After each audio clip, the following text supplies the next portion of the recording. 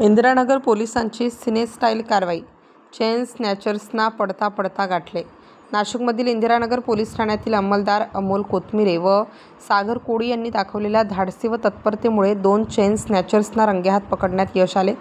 संपूर्ण घटना एखाद्या सिनेमातील पाठलागाच्या दृश्याप्रमाणे घडली असून परिसरात या कारवाईची मोठी चर्चा सुरू आहे. मिळालेल्या माहितीनुसार अंमलदार कोथमिरे व कोळी हे नेहमीप्रमाणे चार्वक चौक व आसपासच्या भागात गस्त घालत होते. दरम्यान त्यांना 2 संशयित व्यक्ती संशयास्पद हालचाली करताना दिसल्या. पोलिसांनी तात्काळ कारवाईला सुरुवात केली. अमोल कोथमिरे यांनी क्षणाचाही विलंब न करता पहिल्या संशयिताच्या अंगावर झडप घालून त्याला शिताफीने ताब्यात घेतले. मात्र एवढ्यावर न थांबता दुसऱ्या संशयिताने पळ काढण्याचा प्रयत्न केला. त्यावेळी अंमलदार सागर कोळी यांनी वेगाने पाठलाग करत त्यालाही पकडले.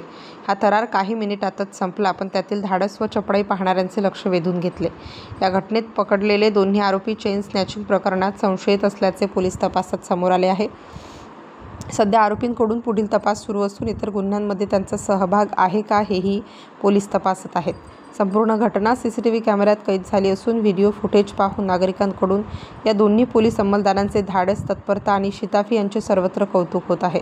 ही कारवाई नाशिक पोलीस दलातील गस्त पथकांची जागरूकता आणि गुन्हेगारांविरुद्धची तत्परता पुन्हा एकदा अधोरेखित करते. स्टार न्यूजसाठी मोहसिन पठाण, नाशिक.